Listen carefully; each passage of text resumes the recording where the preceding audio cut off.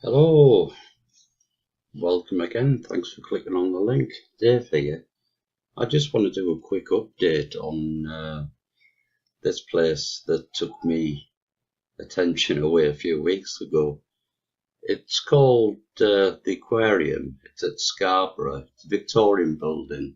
I've already done a video on this, so it's only really an update. But I'll, go over the rough outlines of it. It's a Victorian complex that appeared in 1877. Nothing at all I can find about its construction. Where it's actually situated itself, this is a big valley here. Many square miles of hills drain into this area, or would have done once over. But what this is, it's a 2.25 acre underground complex.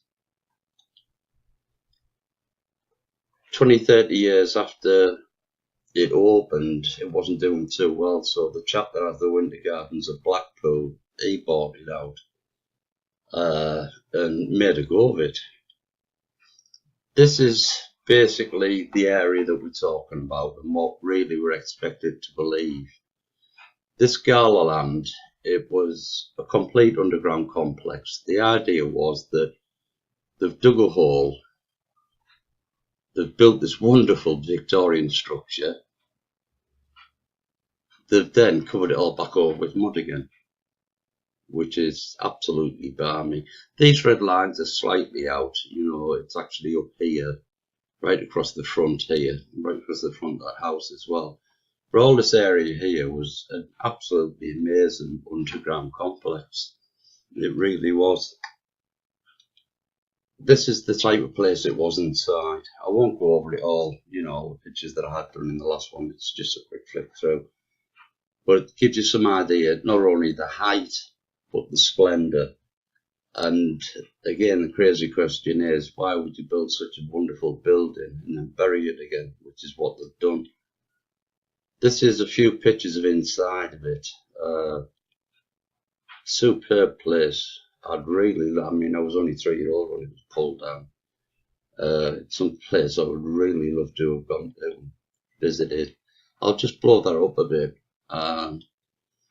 This is basically your back's to the sea here. You're actually looking up towards that valley that I've talked about. So all the direction of the stream originally would have come straight through here. This is how it was in Victorian times after it was completed. I'll point out a couple of things here really. These red walls here are actually to stop you from falling down into the underground complex. As you can see here, these are roofs of houses. I won't say how. When I think of a house, I think of a ground floor and one floor above. I think these were a wee bit higher than that.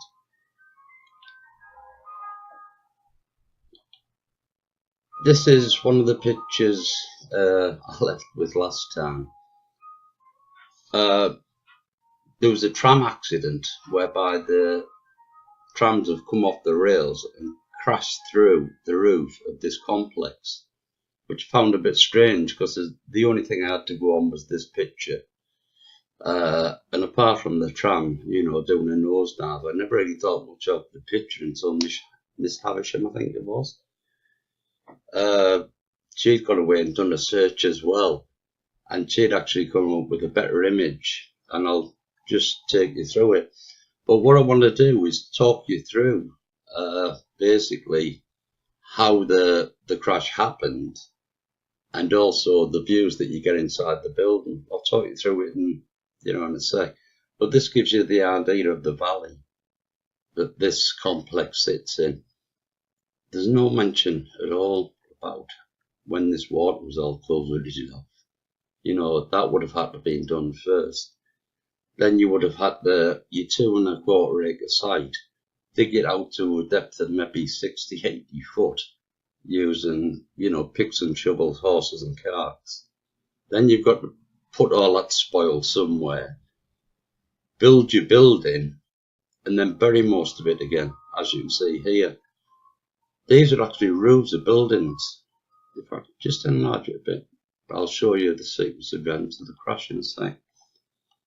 But as you can see here, these are actually roofs of buildings. It's the apex, it's like a greenhouse roof really. And what's actually happened, I was very fortunate when Miss Havisham mentioned that about the tram picture. I went away and done a bit more research myself and I come up with a couple of Elton pictures. But by the looks of things, the tram has actually rather gone through the wall here or gone through the wall here. I would suspect it would be on this corner. If he's come round the corner too fast or there was something blocking the rails, he's gone straight through there. And if you keep that in mind, you know, that's where the tram hit. That's where it went through. You'd have your older, I mean your newer, more modern brake. This brakework inside, God knows how old it is. But this is actually part of the tram roof up here that's been ripped off. But the thing that really, really intrigued me when I saw this one. Now, this, where the tram went through, was a purpose-built ballroom. I wouldn't have thought you'd decorate the interior of ballrooms like this. You can clearly see a big bay window there. It looks like a bloody big doorway there. You'd have a huge archway here. And this is supposed to be a purpose-built ballroom. It doesn't really make that much sense. But that's where it's crashed through the wall. As you can see, this is how it's come down. Now, this is one of the pictures I presume Miss Havisham found. But when you look behind the tram, now taking into account this is an interior wall. It's the interior of a building, so we've been told.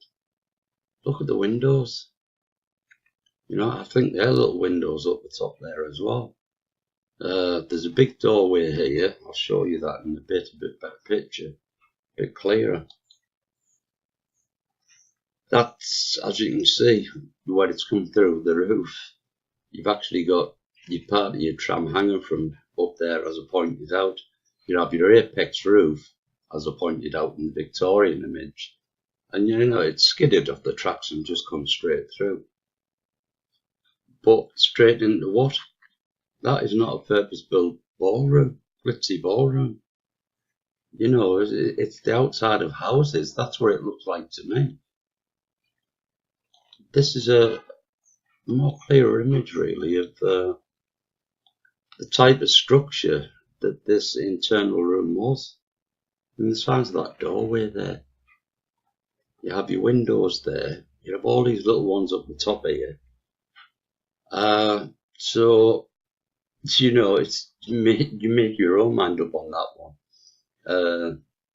I don't believe for 1 minute that it was a purpose-built ballroom. I do believe that something's happened and they've utilised the buildings and spaces afterwards in Victorian times.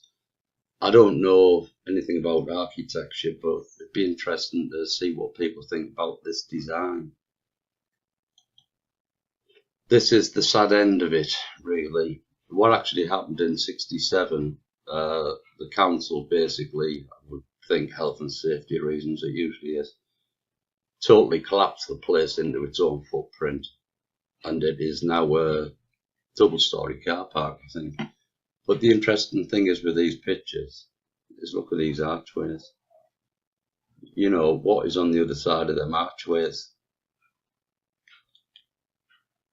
This is it's a really telling picture for me, because these archways here must lead to somewhere. You know, they've been built for a purpose. If I move along a bit, you can see where they've gone up the ladder there and gone into there. You can see another inspection hole there. This is a very telling picture, really, of, you know, how deep the building was. So they've had to dig all this area out first, all the mud. Then they built the building.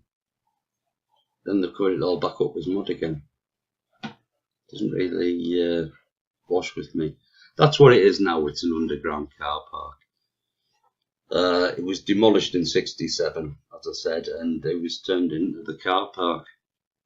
The thing I really, since I made the video, the first video, I've wrote to quite a few people in the Scarborough area, really, the museum services mainly. There's been a real nice chap helping me out there. What I've been trying desperately to do is first find where this water's gone to that came into the valley. Where's that been culverted off to, and a date for that. And also what I've asked for, and nobody, I can't find any, nobody in the museum services, nothing in the archives, can produce a single image or sketch of this place being built.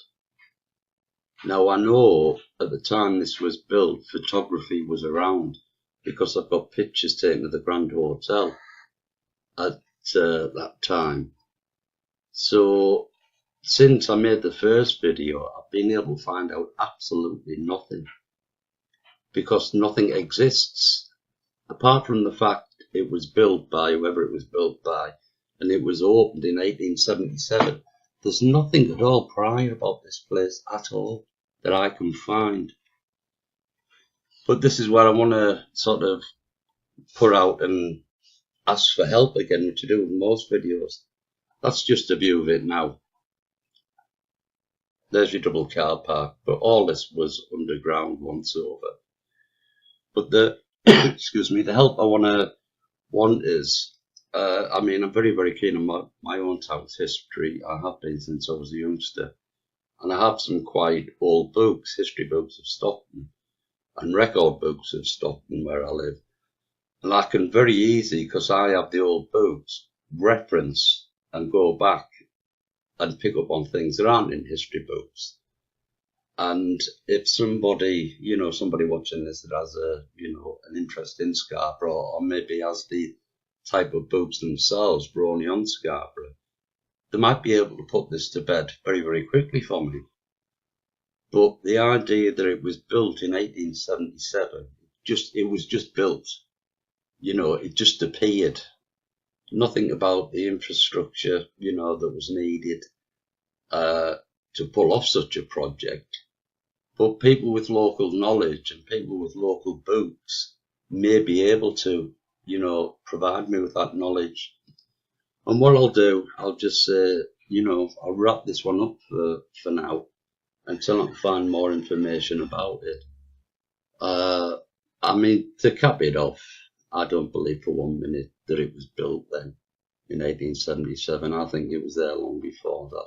But I don't have the proof for that. And what I'll do, just to fill out the last minute, I've managed to come across a clip, if I can find it, and I'll leave you with this. It's a Pathé News clip of the tram after it went through the ceiling there. And again, thanks very much for watching, and I'll catch you again. Bye.